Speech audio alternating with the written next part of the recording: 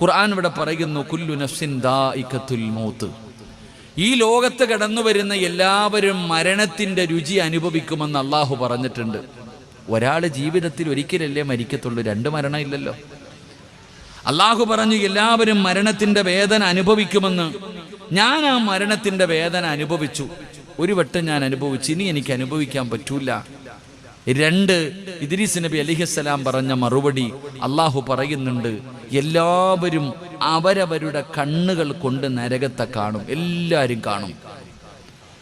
എല്ലാവരും അവരവരുടെ കണ്ണുകൾ കൊണ്ട് നരകം കാണുമെന്ന് അള്ളാഹു പറയുന്നുണ്ട്. ഞാൻ എൻ്റെ കണ്ണുകൊണ്ട് നരകം കണ്ടു. 3, സ്വർഗത്തിൽ കയറിയ ഒരാളെ ഇറക്കി വിടൂല. സ്വർഗത്തിനകത്ത് കയറിയ ഒരാളെ അള്ളാഹു ഇറക്കി വിടൂല. അതുകൊണ്ട് ഇനി അല്ല ഇറക്കി വിടാതെ ഞാൻ പോകൂല. അള്ളാഹു സുബ്ഹാനഹു വ തആല ആ മലക്കിനോട് പറഞ്ഞു, ചങ്ങാതി അവിടെ തന്നെ വിട്ടേക്കാൻ. അള്ളാഹു നമുക്ക് ഈമാൻ നൽകുമാറാകട്ടെ. അങ്ങനെയാണ് ആ പ്രവാചകൻ സ്വർഗത്തിൽ കയറി പറ്റിയത്.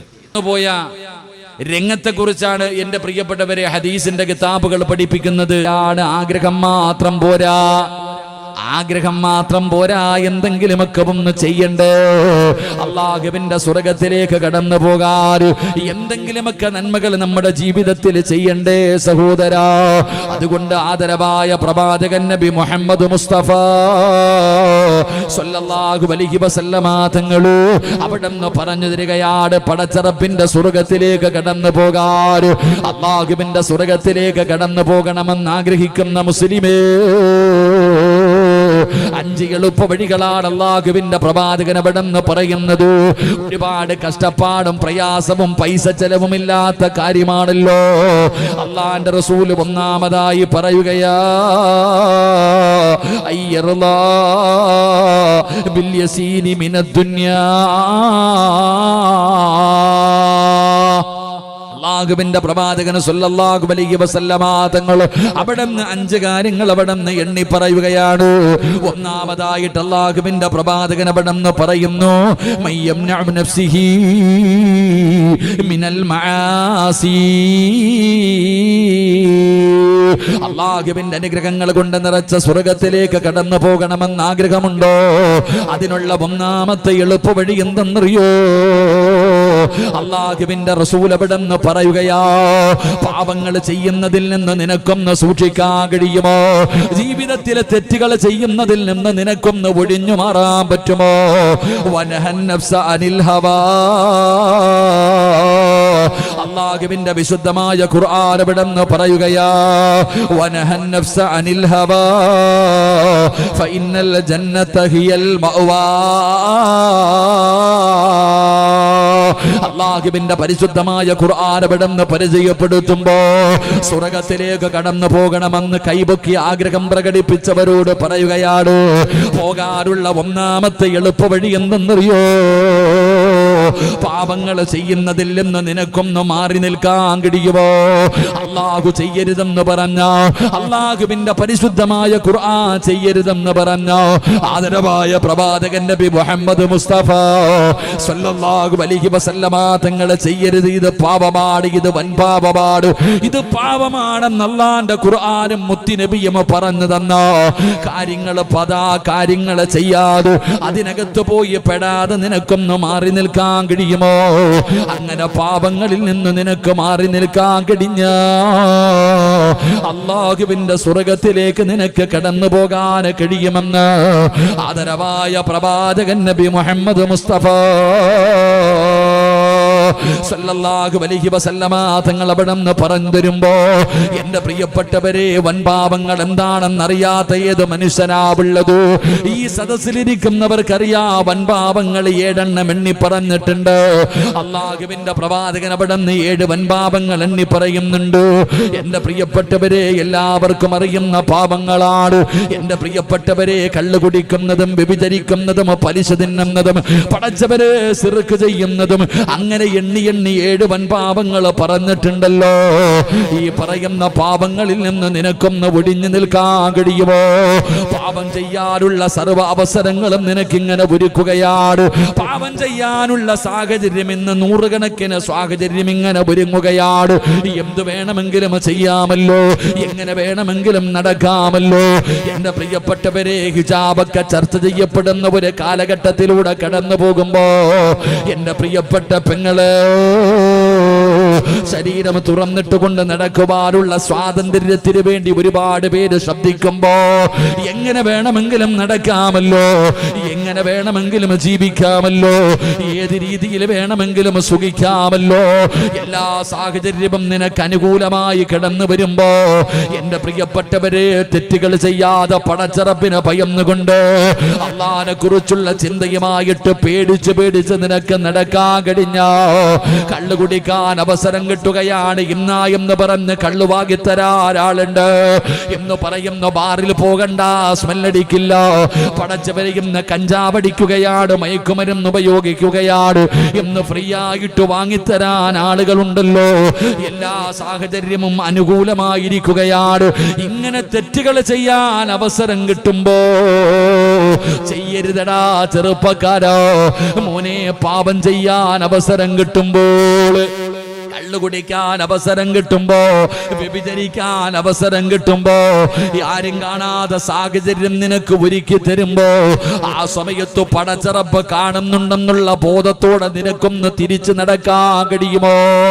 ഇത് പാപമാണ്, ഇത് തെറ്റാണെന്ന് പറഞ്ഞുകൊണ്ട് നിനക്കതിൽ നിന്ന് പിന്തിരിഞ്ഞ് നടക്കണമെന്ന് നബിയുനാ റസൂലുള്ളാഹി ഒരു 3 സ്വലാത്ത് പറഞ്ഞേ. സല്ലല്ലാഹു അലാ മുഹമ്മദ് സല്ലല്ലാഹു അലൈഹി വസല്ലം, സല്ലല്ലാഹു അലാ മുഹമ്മദ് സല്ലല്ലാഹു അലൈഹി വസല്ലം, അല്ലാഹുമ്മ സല്ലി അലാ മുഹമ്മദ് യാ റബ്ബി സല്ലി അലൈഹി വസല്ലം. അല്ലാഹു സ്വീകരിക്കുമാറാകട്ടെ. ആമീൻ പറ. അല്ലാഹു സ്വീകരിക്കുമാറാകട്ടെ. ഈ സ്വലാത്തിന്റെ ബറക്കത്ത് കൊണ്ട് അല്ലാഹു നമ്മുടെ ജീവിതത്തിലെ സർവ്വ പ്രയാസങ്ങളും സർവ്വ ഇടങ്ങേറുകളും അല്ലാഹു മാറ്റി തരുമാറാകട്ടെ. ഈ സ്വലാത്ത് പറഞ്ഞ് നമ്മളെ മരിക്കുന്നതിന് മുമ്പ് ഒരിക്കലെങ്കിലും അഷ്റഫുൽ ഖൽഖി നബി മുഹമ്മദ് മുസ്തഫ സല്ലല്ലാഹു അലൈഹി വസല്ലമ തങ്ങളുടെ റൗള ശരീഫ് സിയാറത്ത് ചെയ്യാൻ അല്ലാഹു നമുക്ക് ഭാഗ്യം നൽകി അനുഗ്രഹിക്കുമാറാകട്ടെ. എൻ്റെ പ്രിയപ്പെട്ട സഹോദരങ്ങളെ, ഇരിക്കും ഇൻഷാ അല്ലാഹ്. എൻ്റെ പ്രിയപ്പെട്ട സഹോദരങ്ങളെ, ഞാൻ നിങ്ങൾക്ക് ഒരു ചരിത്രം പറയാം. ഇന്ന് സ്വർഗത്തിൽ ജീവിച്ചിരിക്കുന്ന 2 പ്രവാചകന്മാരുണ്ട്. സ്വർഗത്തിൽ ജീവിച്ചിരിക്കുന്ന പ്രവാചകന്മാരാരൊക്കെയാ? ഒന്ന് പറയണം മുത്തല്ലിങ്ങളൊക്കെ. അൽഹംദുലില്ലാഹ്, വക്ര മക്കളെ, സ്വർഗത്തിൽ ഇരിക്കുന്ന 2 പ്രവാചകന്മാരാരൊക്കെയാ? ആരാടെ സ്വർഗത്തിൽ ഇന്നിരിക്കുന്ന? ഒന്ന് മഹാനായ റൂഹുല്ലാഹി ഈസാ നബി അലൈഹിസ്സലാം, 2 മഹാനായ ഇദ്രീസ് നബി അലൈഹിസ്സലാം. ഈ 2 പ്രവാചകന്മാരും സ്വർഗത്തിൽ ഇന്നുമുണ്ട്, ജീവിച്ചിരിപ്പുണ്ട്. ഈസാ നബി അലൈഹിസ്സലാം എങ്ങനെയാണ് സ്വർഗത്തിലേക്ക് പോയത് എന്ന് ചോദിച്ചാൽ എല്ലാവർക്കും അറിയാം. അവിടെ നിന്ന് കുരിശിൽ തറയ്ക്കാൻ കൊണ്ടുപോയപ്പോൾ അല്ലാഹു സുബ്ഹാനഹു വ തആല ഈസാ നബി അലൈഹിസ്സലാമിനെ ആകാശത്തേക്ക് ഉയർത്തുകയായിരുന്നു. ചരിത്രം അറിയാം, ഇനി തിരിച്ചു വരും. പക്ഷേ ഇദ്രീസ് നബി അലൈഹിസ്സലാം എങ്ങനെയാണ് സ്വർഗത്തിൽ പോയത്? അത് മനോഹരമായ ഒരു ചരിത്രമാണ്. അധികമാരും കേട്ടിട്ടില്ലാത്ത അല്ലെങ്കിൽ വായിച്ചു നോക്കാത്ത ഒരു ചരിത്രമാണ് ഇദ്രീസ് നബി അലൈഹിസ്സലാമിന്റെ ചരിത്രം. ആ ഇദ്രീസ് നബി അലൈഹിസ്സലാമും അസ്രായിൽ അലൈഹിസ്സലാമും തമ്മിൽ വലിയ കൂട്ടുകാരായിരുന്നു. ഇടയ്ക്കിടയ്ക്ക് ഇങ്ങനെ കാണാൻ വരും. അതങ്ങനെ ഇഷ്ടപ്പെട്ടു കഴിഞ്ഞാൽ കാണാനൊക്കെ വരും. അള്ളാഹു ഭാഗ്യം തരുമാറാകട്ടെ. അസ്രായിൽ അലൈഹിസ്സലാമിനെ നമുക്കും കൂട്ടുകാരാക്കാൻ പറ്റും. അള്ളാഹു ഭാഗ്യം തരുമാറാകട്ടെ. അസ്രായിലിനെ കാണാൻ അള്ളാഹു ഭാഗ്യം തരുമാറാകട്ടെ. അപ്പൊ ആമീൻ പറയാ ഒരു മടി, ആമീൻ പറയാ ഒരു മടി. എന്തായാലും കാണൂലേ? അള്ളാഹു ഭാഗ്യം തരുമാറാകട്ടെ. നല്ല നിലയിൽ കാണാൻ ഭാഗ്യം തരുമാറാകട്ടെ. അപ്പൊ ഇദ്രീസ് നബി അലൈഹിസ്സലാമിന്റെ അടുക്കൽ അസ്രായിൽ അലൈഹിസ്സലാം ഇടയ്ക്കിടയ്ക്ക് ഇങ്ങനെ വരുമ്പോ ഇദ്രീസ് നബി അലൈഹിസ്സലാം ചോദിച്ചു, അസ്രായിലെ, എനിക്കാണെങ്കിൽ ഈ മരണത്തിന് വലിയ വേദനയുണ്ടെന്നല്ല പറയുന്നത്. അതുകൊണ്ട് ആ മരണത്തിന്റെ വേദന എന്താണെന്ന് എനിക്കൊന്ന് അറിയിച്ചു തരുമോ? എന്നെ നീ ഒന്ന് മരിപ്പിക്കുക, എൻ്റെ റൂഹൊന്ന് പിടിക്കുക, എന്നിട്ട് ആ വേദന അപ്പം എനിക്ക് അറിയാൻ പറ്റും. അത് കഴിഞ്ഞ് നീ എനിക്ക് റൂഹ് തിരിച്ചു തന്നാൽ മതി. അപ്പൊ ഇദ്രീസ് നബി അലൈഹിസ്സലാം ഇത് പറയുമ്പോൾ അത് അള്ളാന്റെ കയ്യിലിരിക്കണ കാര്യമല്ല ഈ റൂഹ് പിടിക്കുക എന്നത്. അപ്പൊ അള്ളാഹുവിനോട് ചോദിച്ചു, പടച്ചവനെ, പ്രവാചകൻ ഇങ്ങനെ ഒരു ആഗ്രഹം പറഞ്ഞു, എന്ത് ചെയ്യണം? അല്ലാഹു സുബ്ഹാനഹു വ തആല അനുവാദം കൊടുത്തു റൂഹ് പിടിക്കാനും തിരിച്ചു കൊടുക്കാനും. അങ്ങനെ ഇദ്രീസ് നബി അലൈഹിസ്സലാമിന്റെ റൂഹ് പിടിച്ചു. ആ മരണത്തിന്റെ വേദന അനുഭവിച്ചു. അത് കഴിഞ്ഞിട്ട് ജീവൻ തിരിച്ചു കൊടുത്തു. അസ്റായിൽ അലൈഹിസ്സലാം ചോദിച്ചു, എങ്ങനെയുണ്ട് നബിയെ, എങ്ങനെയുണ്ടെന്ന്? അല്ലാഹു ആലം. പടച്ചോനെ, ഇദ്രീസ് നബി അലൈഹിസ്സലാം പറഞ്ഞു, വല്ലാത്ത വേദന ഏട്ടാ പടച്ചോനെ, വല്ലാത്ത വേദന, ഇതൊരാളെ കൊണ്ട് താങ്ങാൻ പറ്റില്ലട്ടാ. അങ്ങനെ ഒരാഗ്രഹം സാധിച്ചു. രണ്ടാമത് പിന്നീടൊരിക്കൽ ഇദ്രീസ് നബി അലൈഹിസ്സലാമിനെ കണ്ടപ്പോൾ അസ്റായിൽ അലൈഹിസ്സലാം ഇദ്രീസ് നബിയെ കാണാൻ വന്നപ്പോൾ പറഞ്ഞു, എനിക്കൊരാഗ്രഹമുണ്ട്. ഇപ്പം എന്താ ആഗ്രഹം? അള്ളാഹുവിൻ്റെ ഭയാനകമായ നരകം എനിക്കൊന്ന് കാണണം. നീ ഒന്ന് കാണിച്ചു തരുമോ? ഒന്ന് കൊണ്ടുപോയി കാണിച്ചു തരുമോ? അപ്പോഴും അള്ളാഹുവിനോട് ചോദിച്ചു. അള്ളാഹു പറഞ്ഞു കാണിച്ചു കൊടുക്കാൻ.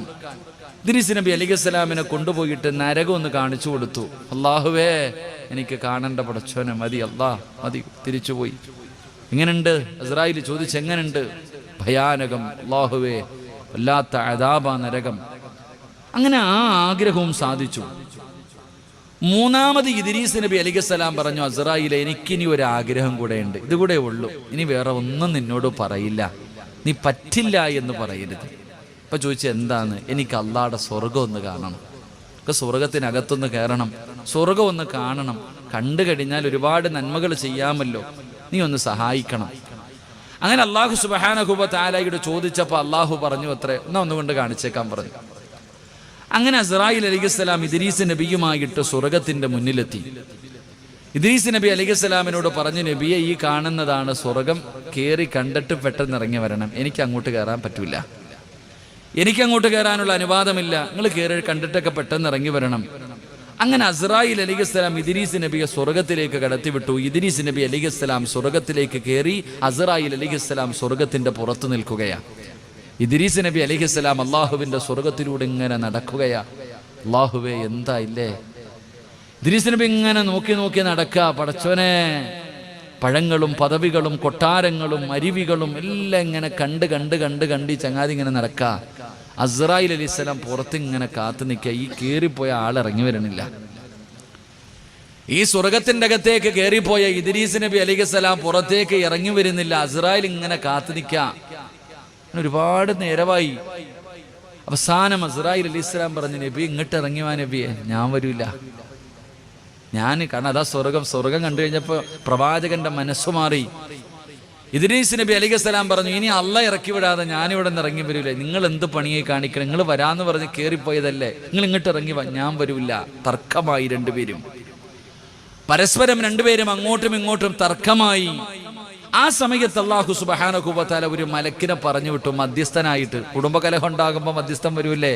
ഏത് വിഷയത്തിലും മധ്യസ്ഥം വരുമല്ലോ. അപ്പൊ മധ്യസ്ഥനായിട്ട് മലക്ക് കടന്നു വന്നു. അസ്റായിൽ അലൈഹിസ്സലാമിന്റെ അടുക്കൽ വന്ന് കാര്യങ്ങളൊക്കെ അന്വേഷിച്ചു. അകത്ത് എന്നിട്ട് ഇദ്രീസ് നബിയോടും കാര്യങ്ങളൊക്കെ അന്വേഷിച്ചു. നിങ്ങൾ എന്താപ്പ ഇറങ്ങിപ്പോകാത്ത? ഞാൻ പോവില്ല, ഇനി അള്ളാഹ് ഇറക്കി വിടണം എന്നെ ഇവിടെ നിന്ന്, ഇനി അള്ളാഹ് ഇറക്കി വിടാതെ ഞാൻ ഇവിടെ നിന്ന് പോകില്ല. എന്തേ അതിന്റെ കാരണം? അതിന്റെ കാരണം മഹാനായ ഇദ്രീസ് നബി അലൈഹിസ്സലാം പറഞ്ഞത് 3 മറുപടിയാ, 3 കാരണങ്ങളാ പറഞ്ഞേ. ഒന്ന്, ഇദ്രീസ് നബി അലൈഹിസ്സലാം പറയുന്നു, പരിശുദ്ധമായ ഖുർആൻ പറയുകയാ, ഇദ്രീസ് നബി അലൈഹിസ്സലാം പറഞ്ഞ മറുപടി,